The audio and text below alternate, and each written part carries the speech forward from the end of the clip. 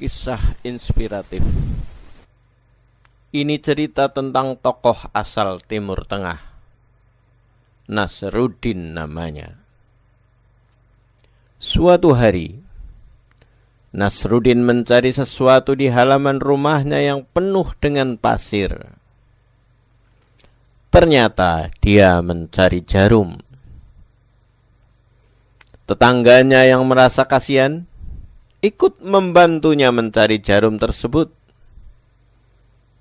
Tetapi selama sejam mereka mencari, jarum itu tak ketemu juga. Kemudian tetangganya bertanya kepada Nasruddin, "Tadi jarumnya jatuh di mana?" Nasruddin menjawab, "Jarumnya jatuh di dalam rumah." Jawab Nasruddin, "Kalau jarum jatuh di dalam rumah, kenapa mencarinya di luar?" Tanya tetangganya dengan jengkel. Dengan ekspresi tanpa dosa, Nasruddin menjawab, "Karena di dalam gelap, sementara di luar terang, maka saya mencari di luar." Begitulah perjalanan kita dalam mencari kebahagiaan dan keindahan. Seringkali kita mencarinya di luar dan tidak mendapatkan apa-apa. Sedangkan daerah tergelap dalam mencari kebahagiaan dan keindahan sebenarnya adalah daerah-daerah di dalam diri. Justru letak sumur kebahagiaan yang tak pernah kering berada di dalam. Tak perlu juga mencarinya jauh-jauh, karena sumur itu berada di dalam semua orang. Sayangnya, karena faktor peradaban, keserakahan, dan faktor lainnya, banyak orang mencari sumur itu di luar. Ada orang yang mencari bentuk kebahagiaannya dalam kehalusan kulit, dalam jabatan, baju mahal, mobil bagus, atau rumah indah. Tetapi kenyataannya, setiap pencarian di semuanya itu tidak akan berlangsung lama. Kulit misalnya akan keriput karena termakan usia. Mobil mewah akan berganti dengan model terbaru. Jabatan juga akan hilang karena pensiun. Setiap perjalanan mencari kebahagiaan dan keindahan di luar akan selalu berujung pada bukan apa-apa. Leads you nowhere. Setiap kekecewaan hidup yang jauh dari keindahan dan kebahagiaan berangkat dari mencarinya di luar. Untuk mencapai tingkatan kehidupan yang penuh keindahan dan kebahagiaan, seseorang harus melalui 5 buah pintu yang menuju ke tempat tersebut. Pintu pertama adalah berhentilah membanding-bandingkan dan mulailah mengalir. Stop membanding dengan yang lain. Seorang ayah atau ibu belajar untuk tidak membandingkan anak dengan yang lain, karena setiap pembandingan akan membuat anak-anak mencari kebahagiaan di luar.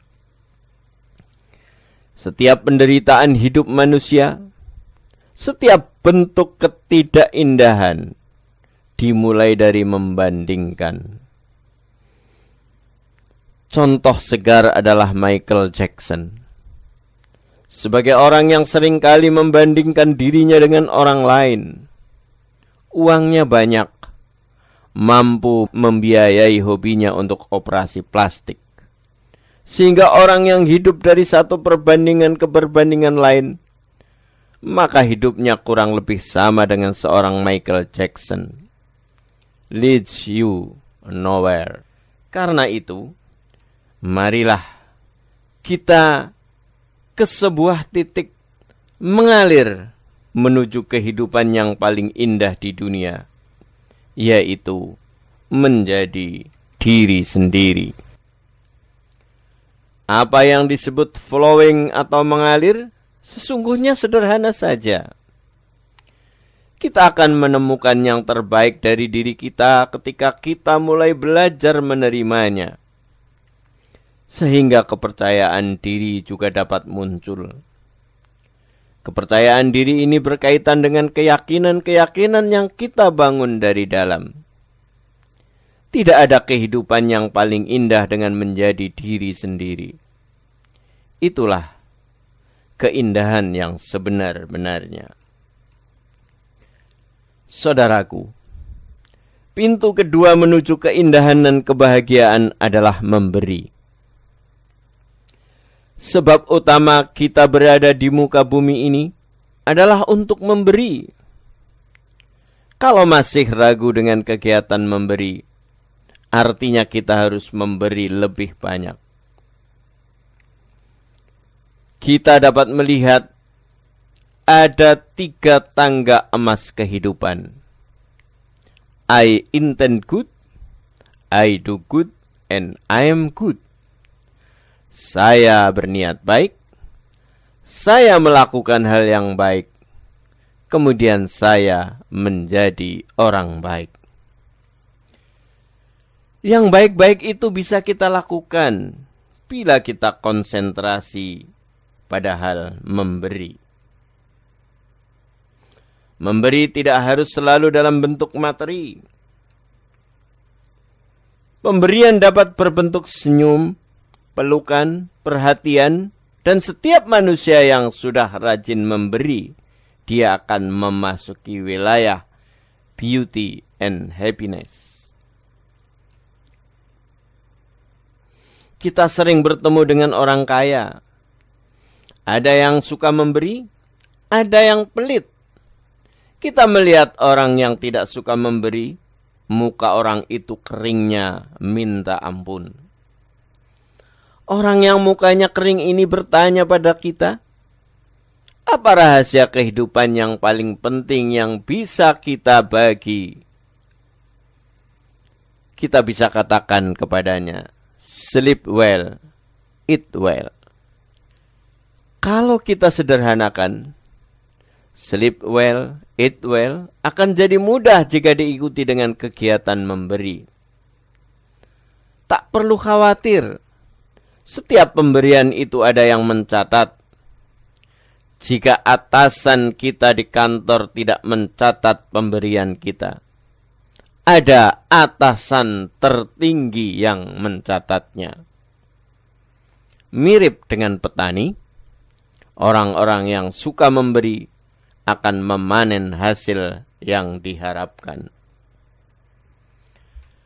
Cahaya di dalam pintu ketiga untuk menuju keindahan dan kebahagiaan adalah berawal dari semakin gelap hidup kita, semakin terang cahaya kita di dalam.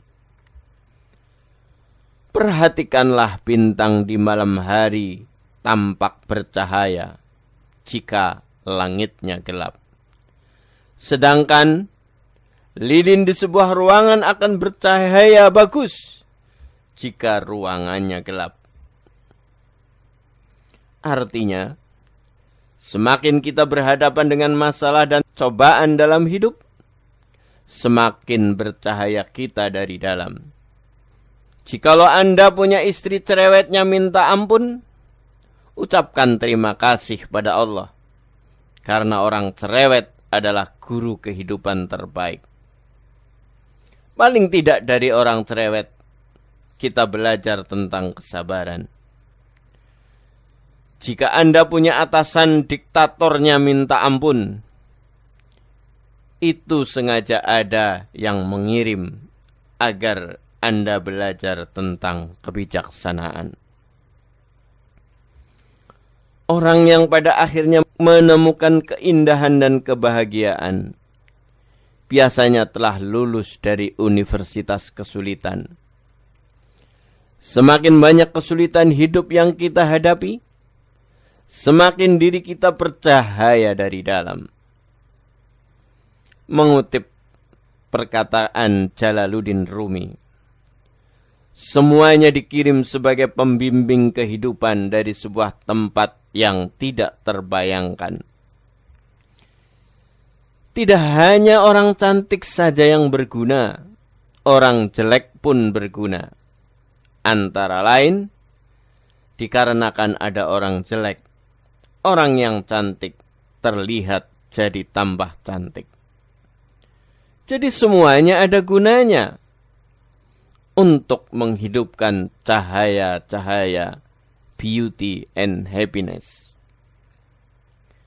Saudaraku, pintu keempat adalah sikap yang positif. Bila kita melihat hidup penuh dengan kesusahan dan godaan, maka neraka sudah kita temui sekarang.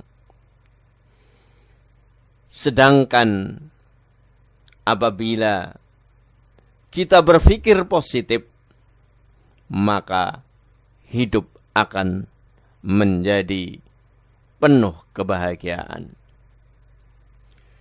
Sikap ini dimulai dari berhenti mengkhawatirkan segala sesuatunya dan coba yakinkan diri bahwa everything will be alright. Pintu kelima menuju keindahan dan kebahagiaan adalah tahu diri.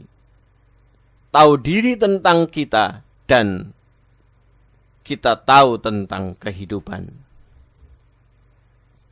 Ada cerita tentang kumpulan binatang yang hendak bikin sekolah karena mereka tidak mau kalah dengan manusia. Semua binatang mengikuti kursus berlari, berenang, dan terbang. Tetapi 10 tahun kemudian, binatang-binatang tersebut merasa lelah sekali. Burung tetap hanya bisa terbang, ikan tetap hanya bisa berenang, dan serigala tetap hanya bisa berlari. Akhirnya mereka sampai pada sebuah kesimpulan bahwa mereka harus tahu diri. Ikan mesti tahu diri hanya bisa berenang, burung mesti tahu diri hanya bisa terbang, sedangkan serigala harus tahu diri ia hanya bisa berlari. Sehingga, seperti hewan-hewan tersebut, manusia-manusia yang tidak tahu diri adalah manusia yang tidak pernah ketemu dengan keindahan dan kebahagiaan. Ada sebuah kalimat bijak. Sumber kehidupan yang tidak pernah kering berada di dalam diri. Sumur ini hanya kita temukan dan kita timba airnya kalau kita bisa mengetahui diri kita sendiri. Seandainya diri sendiri telah ditemukan, maka artinya kita kemudian mengetahui kehidupan.